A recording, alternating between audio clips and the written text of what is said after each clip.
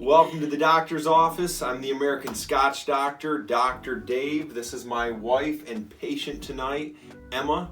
Today we're going to be tasting, reviewing, and letting you know what we think of the Glenmorangie 10-year-old. Also, I'm going to run down a little bit of how I felt about their core range and some of the changes they've done.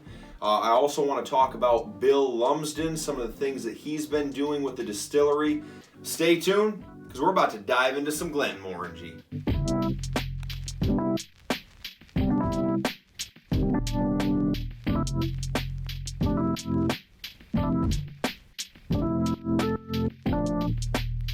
Thanks everybody for stopping by the doctor's office. If this is your first time, make sure that you hit the subscribe button and the bell for notifications. Make sure you hit the thumbs up button if you do like it and share it with some friends on social media. It helps a ton. Today I'm going to be really focusing on the Glenmorangie 10-year-old. But the thing that's neat about this is what is in the core range 10-year-old is inside of all of these whiskeys that I've tried. The Lasanta 12, the Nectar d'Or 12, and also the Quinta Ruben 12-year-old, and now which is a 14-year-old. The way it goes here is they mature this for 10 years in first fill and second fill ex-bourbon American oak casks. So the buck stops there with the 10-year-old. With the rest of these, they do a final maturation or a finish in whether it be sherry cask for the Lasanta, port cask for the Quinta Ruben, and Sauternes cask for the Nectar d'Or. Emma, have you ever tried the 10-year? I have not had a single drop. Yeah, and I didn't mean to pour her this tiny little glass here, but... Well, it's better. But that's honestly what she's going to get. I'm sorry. You can have a little of mine if you want. Cheap date. I don't need a lot. I think this is 40... So that is first and second filled, you said? Yes. Okay, so do you know does that mean that it's used one time?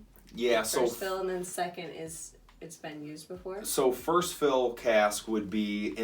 There's a difference between...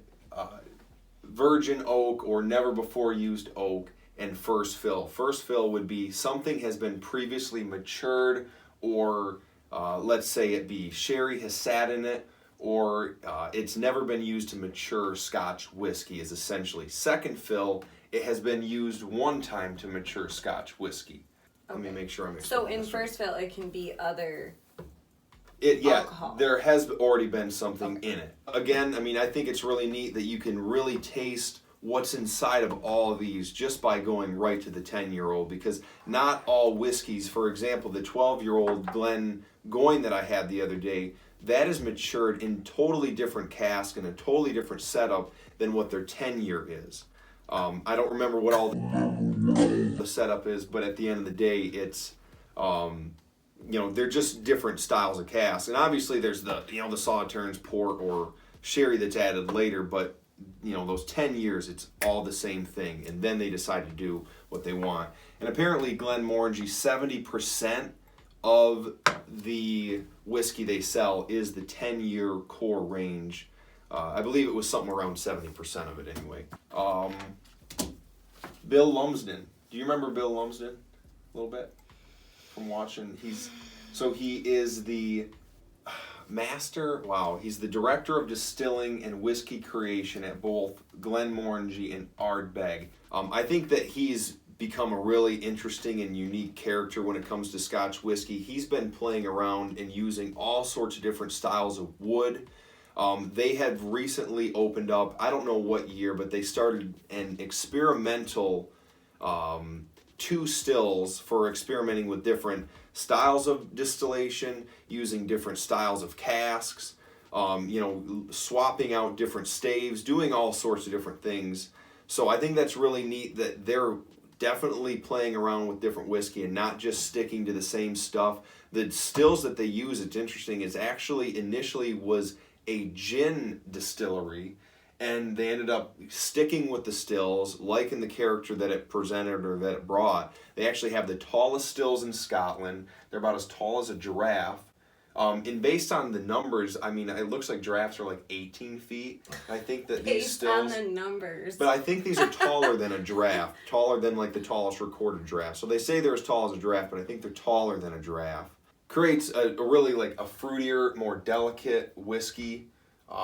So taller stills bring out more of like the heavy metals and So stuff. yeah, it helps track. remove it. So there's more, the taller the stills, the larger the stills, especially like from the neck and the line arm, like being really tall that way, and then having like high angled line arms, it gives more reflux, causing like reflux is the spirit coming up and down and up and down, more contact with the copper. There's these certain catalytic conversions that essentially pull out all these different metals, and it makes it a more pure spirit, a cleaner spirit at the end of the day, as compared to, let's say, Lagavulin that has really short, squat pot stills. That is where you get more of a grittier, a richer, and there's nothing wrong with it, obviously, because it's, you know, it's a really renowned and well-known whiskey. It's just a different character, and when you drink them side by side, and especially at younger ages, you can notice that more. This, and it's harder to call it out, but when you say, you know, metals in it, you know, the grains have been less refined. There's literally more likely you're going to have more grain notes in it rather than these fruitier notes that come out from all sorts of things that it goes above my head. Okay, now we get into the notes 20 some minutes later. All right, so we're going to go ahead and get into some of the notes here. This is neat. We haven't added any water here, and this was poured 20 some minutes ago, so it's had a heck of a time, or quite a long time to open up. On top of the fact I said I opened this back in March. April, May, June, July, August, September, October, November. Is that 8 months? I nailed it. Okay. I can't believe it made it through quarantine. You know, not a lot of bottles did. That's true. Okay, so initially when I'm nosing this, I'm right off the bat getting some... I feel like I gotta peel off an extra layer here to really To get the taste. nosing? Yeah, and nose. Taste and nose.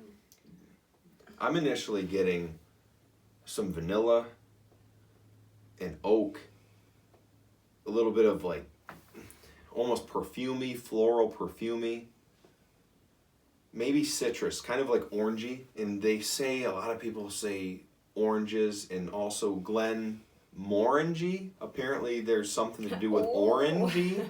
I'm not going to go too far into that, but yeah, it's like fresh citrus though. Yeah, like almost the rind. Like when you like bust into an orange and it's like that's an orange. Yeah, not the sweet, you know, not the sugar that you'd smell on your finger after like eating the orange, but like the peeling if you scraped it. Yeah, I feel like all those things that you said, I'm picking up all those. It smells good. Yeah, it does.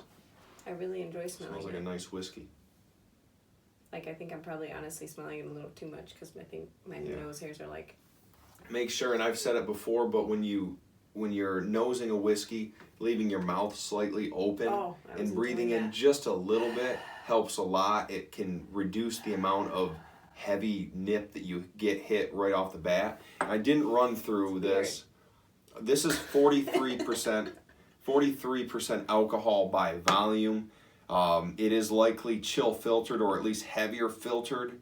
And there's no statement of natural color, but honestly, I don't think they're adding color to this, and if they are, it's minimal. I really don't believe they're adding color. I'd heard Bill Lumsden say, doesn't that look like such a nice natural color?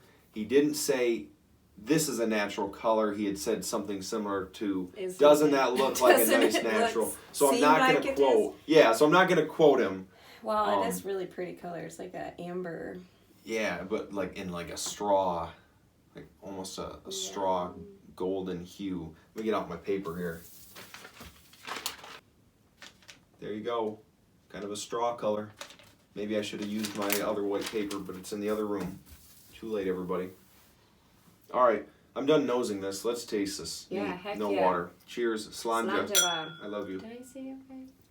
How do you say Slanja. it? Slanja. Yep. Can I say it? You can say it any. Slanja. Slanja. Oh wait, oops. We said it too many times. There were so many times before that one time. It's like Yeah. There's really nice oak notes. It's not really complex right now, but and I think I need to add some water to it. I know it needs some water. I'm curious of how the water, I feel like it's going to be like perfect with a little bit. Well, and it's Just a little spicy. It's a little nippy right now is what I'm getting. It's a little nippy. Okay. So what do you... I feel like a way more molasses note came out that time. Yep. Like more just toasted total oak. Brown like sugar, toasted... rather than it being a floral, sweet, it took woody... away like the perfuminess more. And it's like the really like... Sawdust it's like, almost. Like you said, like toasted. Yeah, it is like sawdust. Like now it's like I'm... It's like the best sawdust smell of in your sawdust. nose. Like as soon as it's cut and it's still hot from the saw. Yeah, there you go. Mm-hmm. I like that. Giving us visuals. Mm-hmm. All right, I'm going to go ahead and taste this. All right, so, yeah, the nose is more just this slightly spicy toasted oak note now.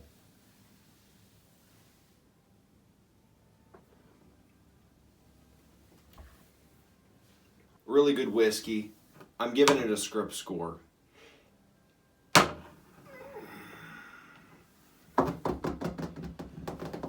do I want to give that? Did you think about the script score at all before this? A lot of times I don't like to. Oh, they're off the cuff? Well, wow. The day while I'm reviewing it, yes. A lot of times almost every bottle I've sat down and drank and taken full notes on and given it a script score like midway through the bottle, or at least a few days into drinking it in some of my notes on it. But, right now I know I'm in between 85 and 86. 86. This is an 86. Because this nose is amazing. And that actually kind of coincides with all of these bottles. I mean, in my opinion, I think I rated all these around 80, between 85 and 86. All of these. Yeah, I really enjoy this whiskey, but what do you think? I think that I got to smell and taste a delicious dram of scotch with my favorite guy, and I'd say that's a pretty good night. Well, maybe that's why it was so good, because the experience was so about riveting. The company.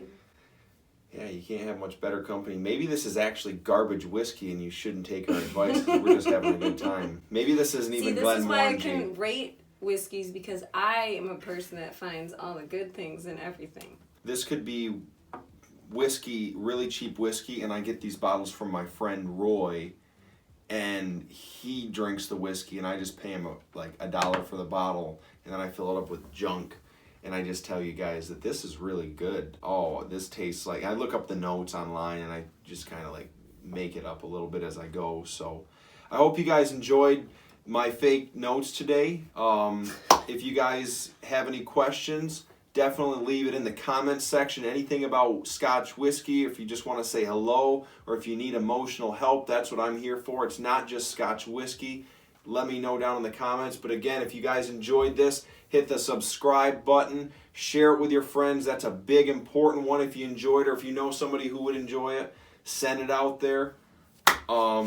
Next week, I'm going to be... I'm going to actually start next week with getting into the regions, and I want to start breaking it down by Speyside, Highlands, Lowlands, Campbelltown, and the islands of Scotland. And I'm going to start off by reviewing a whiskey from each and every area and kind of giving you a breakdown of what that type of whiskey is like. Fun. Yeah. Maybe I'll visit one of the regions. You should visit all the regions with me. Oh, that'd be fun. Yeah, if you want. I like drinking whiskey. I think we're going to have to drink another glass of whiskey when we're done. I don't have anything else to say. Am I forgetting anything? Everybody... Be nice to each other. Be nice. Don't drink whiskey if you're underage. Or I've said it before. Plenty of time to drink whiskey, young guns. If you don't believe in whiskey, that's okay.